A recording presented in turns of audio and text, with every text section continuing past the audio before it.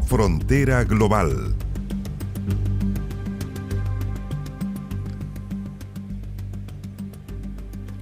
¿Qué tal? ¿Cómo están? Bienvenidos y bienvenidas a este nuevo capítulo de Frontera Global, este programa en el canal 24 Horas, en el que semanalmente le contamos a dónde tiene que poner su mirada en el mundo. Y para eso vamos a nuestros puntos cardinales. Crece la presión internacional para que Israel abandone sus acciones militares en el extremo sur de la Franja de Gaza, en donde están refugiados más de 1,5 millones de palestinos. La zona de Rafah se ha convertido en el último bastión del grupo armado Hamas, pero también en una zona en donde el drama humanitario se ha desbordado, en medio del conflicto que ya deja más de 30.000 muertos en 4 meses. ¿Cuál es la situación actual en la Franja de Gaza? Se lo mostraremos en este programa. Vamos a hablar también de otra guerra, porque a pocos días de que se cumplan los 2 años de la guerra en Ucrania, el Senado de Estados Unidos aprobó esta semana $60.000 millones en financiación para reabastecer las municiones, las armas, las reservas de este país para enfrentar la invasión de Rusia. ¿Cómo avanza este conflicto? Lo conversaremos con el embajador de Ucrania en Chile en este capítulo. Vamos a venirnos un poco más cerca, vamos para Perú, porque el vecino país decretó estado de emergencia en varias zonas del norte para combatir el crimen internacional. La ciudad de Trujillo, que es la tercera más importante del país, y la provincia de Patás se han visto azotadas por una ola de delincuencia sin precedentes. Según las autoridades, factores como la crisis migratoria, el tráfico de armas de fuego y la presencia de bandas como el Tren de Aragua han contribuido a un aumento de la criminalidad. Y nos vamos a mover también para Brasil, porque el expresidente de este país, Jair Bolsonaro, convocó a manifestaciones en su país ante las acusaciones en su contra por el intento de golpe de Estado del año pasado. El exmandatario y su entorno cercano han sido objetos de una operación policial por el rol que habrían cumplido en los ataques contra varios poderes estatales y contra el sistema de votación electrónico. Y le hacemos zoom a la noticia de la guerra en Ucrania, que está próxima a cumplir 2 años desde que Rusia anunció la invasión de su país vecino. Para ver cómo ha evolucionado este conflicto, estamos con el embajador de Ucrania en Chile, con Yuri Diudin. Yuri, ¿cómo está? Muy buenas tardes. Muy buenas tardes, Andrea. Muchas gracias por invitarme a Frontera Global. Embajador, partir preguntándole su balance después de estos 2 años de guerra, efectivamente para su país, pero también en las relaciones que han tenido con Rusia, que se ha convertido prácticamente en un vecino muy conflictivo. Muy conflictivo y lamentablemente la geografía no la podemos cambiar. Somos vecinos y lo seremos para siempre. En los 2 años de guerra hubo de todo. Hubo de ataques rusos, avances rusos, hubo contraataques ucranianos. Pero lo que quiero decir es que Rusia al principio creía que iba a tomar Kiev en 3 días y en una semana ocupar toda Ucrania. Hace 2 años estamos en guerra y está lejos de ser terminada. O sea, el pueblo ucraniano ha mostrado su valentía, su coraje, su determinación en defender su integridad territorial, su soberanía y la independencia de su país. ¿Cómo ve usted el avance particularmente de esta zona de conflicto? Mire, yo le diría que esta zona es la situación actual que tenemos en el frente, pero si la comparamos con lo que hubo en el año 2022, podemos ver que Ucrania ha reconquistado casi la mitad del territorio que fue tomado por los rusos en el 22. O sea, en el año 23 tuvimos la contraofensiva, que si bien no fue tan exitosa como lo podíamos esperar, pero igual recuperamos la mitad del territorio tomado por los rusos. Ahora están librando las batallas en esos frentes y quiero hacer aquí una corrección. Lo que llamamos milicias de Ucrania, Melitopol, son exactamente prorrusos, no son ucranianos. O sea, son gente prorrusa que está tomando poder en esas ciudades apoyada por por los militares rusos. O sea que la guerra sigue moviéndose en todas las direcciones sin gran avance de los 2 lados. ¿Qué riesgos hay, por ejemplo, embajador, para ciudades como Zaporilla, en donde está concentrada una de las plantas nucleares más importantes de Europa y que ha estado hoy también en riesgo, ¿no?, por parte de estas ofensivas de Rusia? Correcto, es un peligro muy grande porque la central nuclear de Zaporizhia es la más grande de Europa, tiene 6 reactores y fue tomada por los rusos al principio de la guerra. La propia capital, la ciudad de Zaporizhia, no está tomada, está en el poder de los ucranianos, pero la central sí. Y siempre existe un riesgo de un accidente nuclear que puede llevar a consecuencias impredecibles para toda Europa. Por eso es un riesgo muy grande hasta que sea desocupada la planta y sea devuelta a Ucrania. Existe ese riesgo nuclear, sí. Hay un riesgo también que mencionaba al principio del programa, tiene que ver con el financiamiento que está teniendo Occidente, que tiene una parte fundamental. Hablamos, por ejemplo, de Estados Unidos, que es el que ha estado constantemente dando armas, municiones, pero eso se está viendo de cierta forma trancado en distintas partes del Congreso de Estados Unidos. Pasa esta reforma en el Senado, pero probablemente en la Cámara de Representantes pueda ser un poco más difícil obtener estos fondos que son tan necesarios para la guerra en Ucrania. ¿Cómo lo ven desde el gobierno ucraniano? Lo vemos bastante complicado, pero también somos optimistas. Hace poco recibimos la ayuda de la Unión Europea, 1.000 millones de euros que nos liberaron el 1 de febrero por parte de la Unión Europea. Estados Unidos tiene sus problemas políticos, tiene sus batallas políticas, tiene un año electoral, lo comprendemos todo. En cierta medida hemos sido rehenes de esa situación interna política de Estados Unidos, pero igual contamos con el apoyo bicameral y bipartidario en el Senado y en el Congreso, así que esperamos que puedan resolver esas cuestiones internas para así liberar esta ayuda a Ucrania, que es muy necesaria realmente para nuestro país. Veíamos también que en los últimos días el presidente Volodymyr Zelensky le pedía al mando militar en Ucrania un plan real, decía él, para 2024. ¿Ustedes están contemplando que en 2024 es posible, por ejemplo, que cambie el presidente de Estados Unidos, que llegue el expresidente Donald Trump, que ya ha mostrado reacio, de cierta forma, a continuar con el financiamiento de la guerra en Ucrania? Puede ser. El pueblo norteamericano está libre de elegir cualquier presidente que sea. Tenemos que trabajar con el presidente que sea electo, que salga de las elecciones. Y con el presidente Trump ya tuvimos en el pasado cosas buenas porque las primeras ayudas militares llegó justamente bajo la presidencia de Trump. Así que no será una tragedia muy grande si él sea electo. Y como digo, es la elección libre del pueblo norteamericano y no vamos a interferir en eso. Vamos a trabajar con el presidente que nos toque. Si hablamos, por ejemplo, de socios en distintos países, el presidente Volodymyr Zelensky también ha puesto su vista en América Latina. ¿Cómo ven ustedes las relaciones particularmente con Chile? Mire, Chile ha sido un gran apoyador de Ucrania desde el inicio de la guerra. Tanto el expresidente Piñera, fallecido ahora, como el presidente Boric expresaron al inicio de la guerra, el primer día, el 24 de febrero de 2022, expresaron su apoyo a Ucrania y su condena de la invasión rusa. Y el presidente Boric lo ha repetido en diversas ocasiones, en diversos foros internacionales posteriormente, por lo cual le estamos muy agradecidos. Yo expresé mi agradecimiento al presidente Boric cuando le entregué las cartas credenciales y valoramos mucho esa postura de Chile, que es repetida en todos los niveles de la Cancillería. Todos los con quienes me encuentro me dicen que Chile va a seguir apoyando a Ucrania y va a seguir condenando la violación del derecho internacional por parte de Rusia. Si hablamos, embajador, por ejemplo, de la situación que en estos momentos se tienen en las principales ciudades y efectivamente en Kiev como capital de Ucrania, ¿cuál es en este momento después el balance de estos 2 años de guerra? Mire, Kiev está bastante tranquila. La verdad es que sí llegan algunos ataques aéreos y este año hemos tenido 3 ataques aéreos grandes. Si no hablamos de los pequeños, cuando llegan los drones que son derribados mucho antes de llegar a la ciudad, pero hubo 3 ataques grandes de misiles que casi todos son derribados por la defensa antiaérea muy grande que nos fue suministrada por nuestros socios internacionales, pero igual hacen daño. O sea, un misil cuando es derribado y cuando caen los escombros pueden hacer daño, puede morir gente. Por eso la vida parece normal, parece tranquila la ciudad, pero siempre estamos atentos a las alarmas de ataques aéreos y nos tenemos que refugiar en los refugios o en el metro o en cualquier lugar que sea más seguro. Si hablamos, por ejemplo, de los balances que ha tenido durante estos 2 años de guerra, quizás uno de los momentos más complicados ha sido poder determinar la cantidad de víctimas fatales y de heridos que ha tenido este conflicto. Hay como una suerte de guerra de cifras entre ambos países. Si usted pudiera hablar particularmente de las pérdidas civiles, ¿tienen ustedes algún tipo de estimativo de esto? No hay estimativas exactas. Se habla de miles y miles de víctimas en diferentes ciudades y no solamente víctimas de bombardeos, de ataques aéreos, pero también víctimas que fueron torturadas, que fueron en las ciudades de Bucha, Irpin, cerca de Kiev, que son tristemente famosos ya estas ciudades, localidades, la ciudad de Mariupol, donde decenas de miles de víctimas después del asalto a la ciudad. Y no tenemos el número exacto, pero sí el número es enorme, es extraordinariamente enorme para la población civil. Y todos los días está aumentando porque con los nuevos ataques, hace 2 días que murió una familia entera quemada viva en la ciudad de Kharkiv, cerca de la frontera con Rusia, con 3 hijos y todos fueron quemados vivos por el ataque ruso.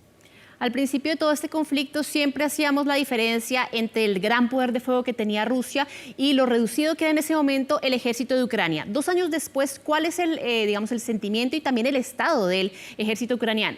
Yo diría que el ejército ucraniano es uno de los más fuertes ahora, el que tiene más experiencia de combate en Europa y se calcula que sería el segundo de Europa por su capacidad combativa y que tiene mucha experiencia ahora y se ha aumentado mucho y ha crecido mucho la capacidad y la preparación, el entrenamiento, porque la diferencia entre el ejército ruso y el ucraniano es que los rusos no calculan con las vidas humanas, los mandan a sacrificarse a miles en los ataques. En cambio, los ucranianos, que no tenemos tanto recurso humano y no podemos sacrificar a nuestra gente, nos cuidamos más de la gente y damos más enfoque, digamos, a lo que es la industria militar, la técnica de guerra, el material bélico para utilizarlo y no directamente mandar a los soldados a morir.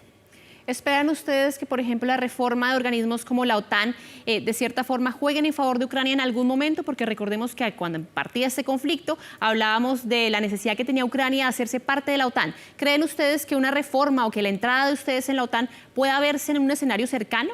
Mire, es nuestro objetivo, tanto la Unión Europea como la OTAN, la adhesión a estos dos organismos es un objetivo estratégico de Ucrania, al cual estamos avanzando. Y le digo más, cuando Putin empezó esa guerra, él quería alejar a OTAN de sus fronteras, pero en cambio, vemos con la entrada de Finlandia y casi la entrada de Suecia, está mucho más cerca la OTAN a la frontera rusa. O sea, el resultado fue opuesto a lo que pretendía Putin. Sí, Ucrania quiere entrar y vamos a tener este año la cumbre de Washington en julio, que será muy importante y muy decisiva para las ambiciones euroatlánticas de Ucrania.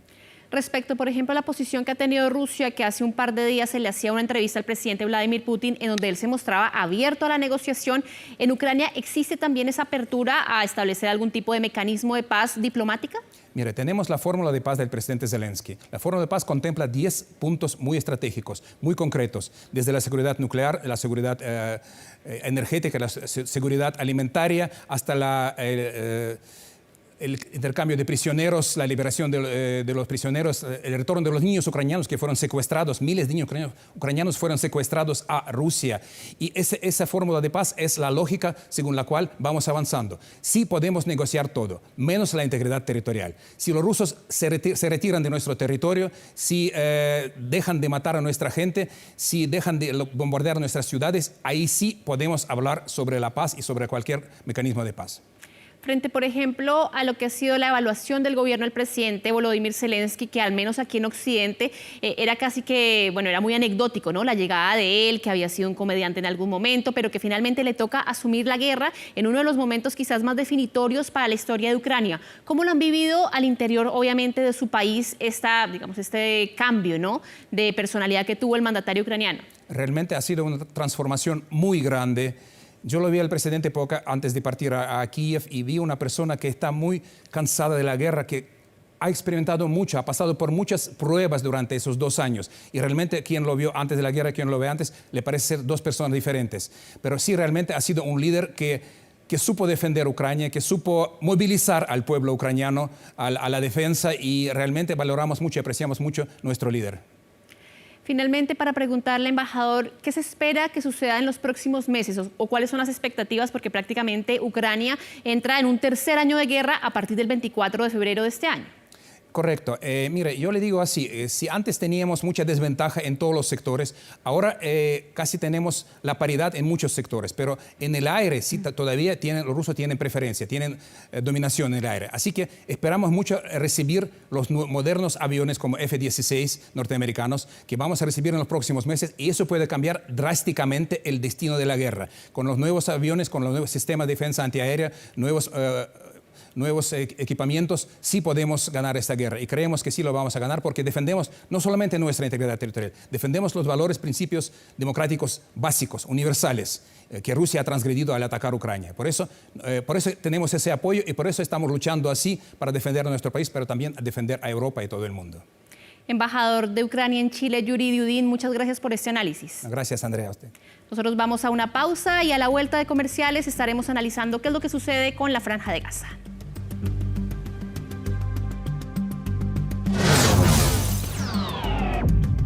Frontera Global.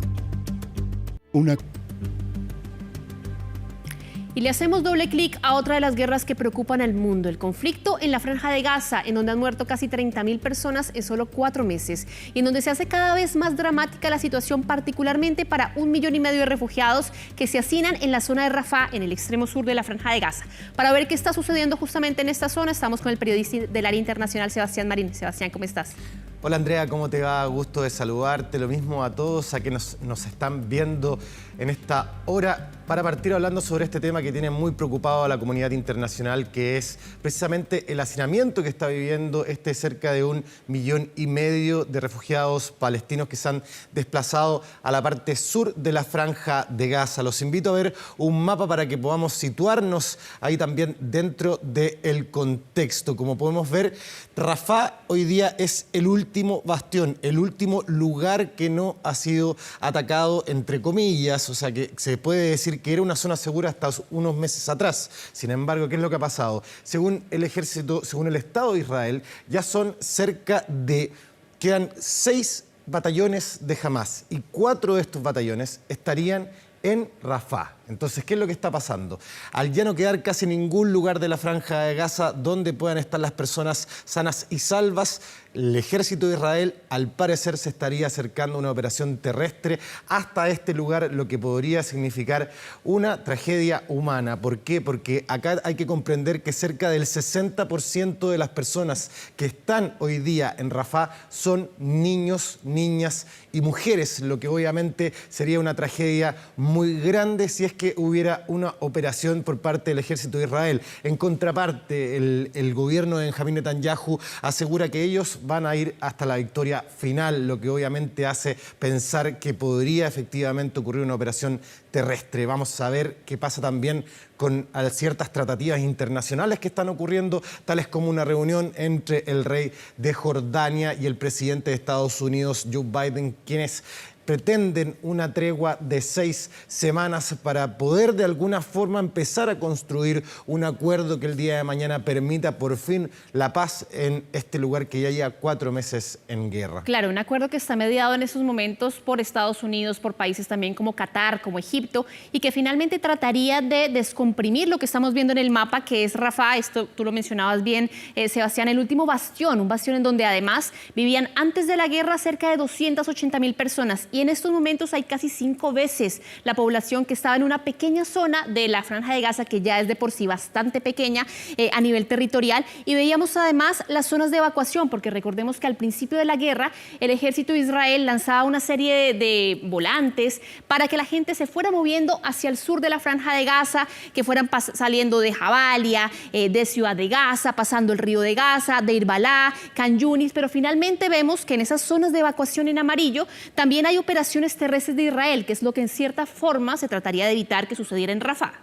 Así es, y también hay que comprender que estas personas están viviendo en carpa. Hoy día el 85% de la población palestina no tiene hogar y además están en condiciones donde no tienen acceso al agua, donde no tienen acceso a alimentos y donde también no tienen suministros médicos. Por lo tanto, obviamente ya es una situación muy delicada y que llegara a haber una operación por parte del ejército de Israel podría terminar con muchas víctimas civiles, sobre todo ahora que empezaron bombardeos previos donde ya han habido los últimos 2 días centenares de personas que han fallecido. Entonces, obviamente la situación está muy delicada y vamos a ver qué ocurre. De hecho, el presidente Joe Biden habría llamado al primer ministro de Israel, Benjamín Netanyahu, y le pidió que por favor hicieran un plan creíble y que sea ejecutable para poder resguardar a la población civil. Estamos viendo también como muchos países que en su momento apoyaron irrestrictamente a Israel, hoy día están a través de sus distintos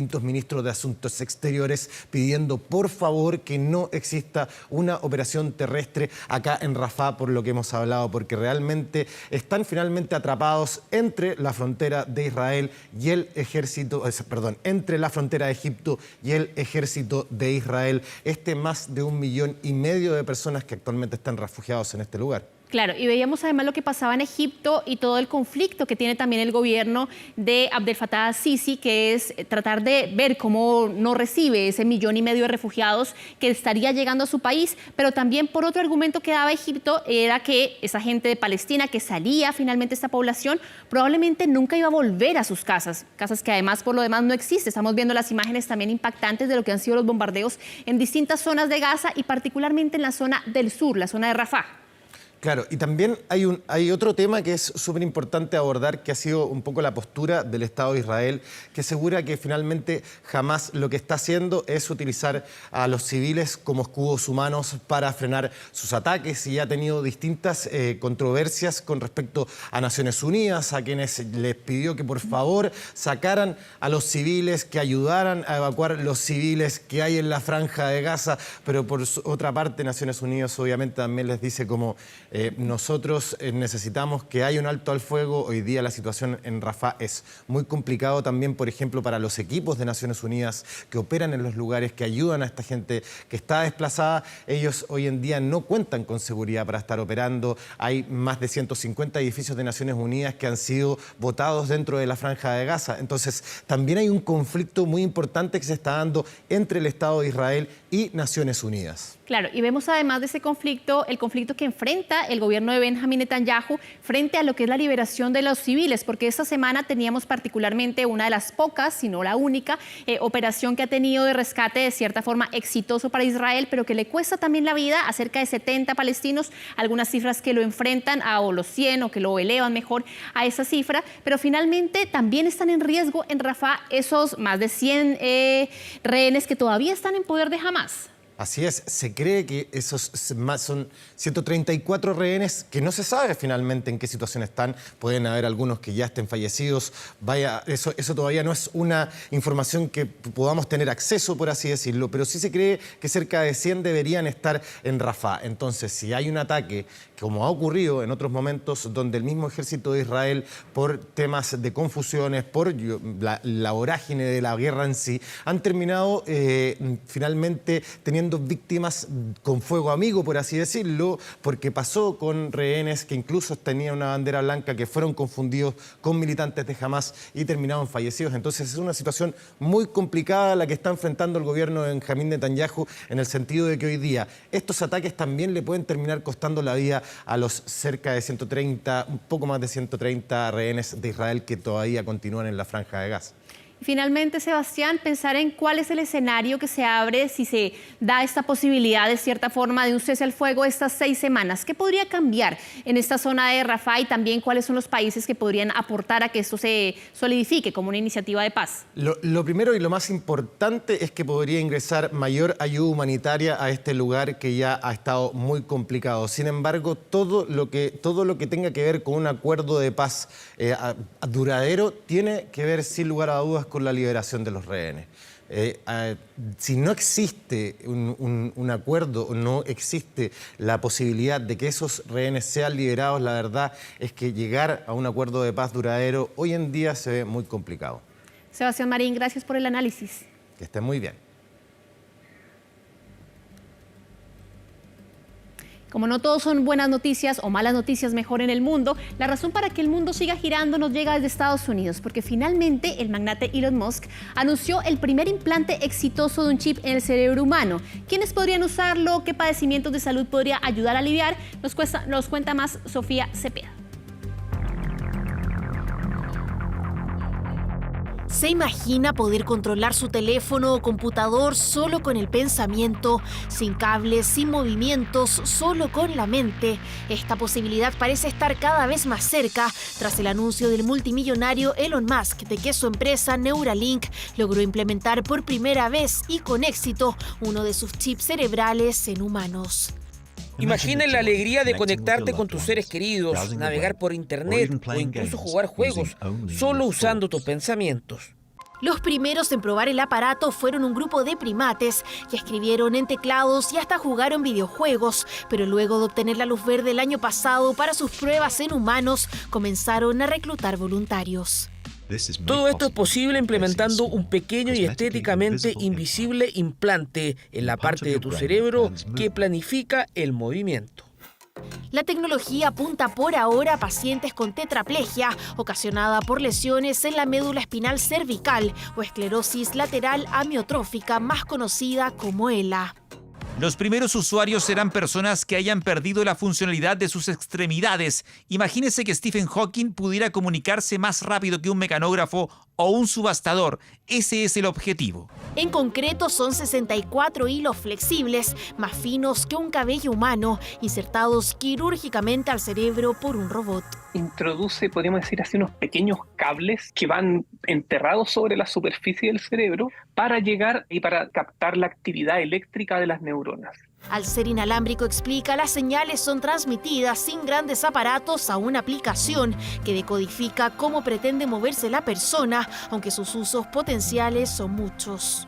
Teniendo acceso a lo que está haciendo el cerebro, tanto leer como regular o controlar algunas actividades, básicamente podríamos llegar a intervenir cualquier actividad en la que está envuelta el cerebro. El manejo de enfermedades o incluso el aumento de las capacidades de trabajo deportivas de las personas podrían ser una posibilidad, aunque en el largo plazo. De momento, el primer paciente se está recuperando bien y los resultados iniciales muestran una prometedora detección de pics neuronales. Así al menos lo informó el hombre más rico del mundo, que promete una tecnología capaz de transformar vidas y revolucionar el mundo moderno.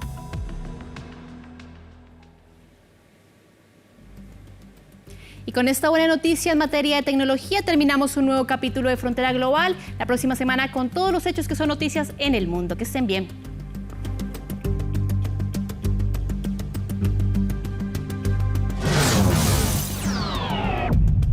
Frontera Global.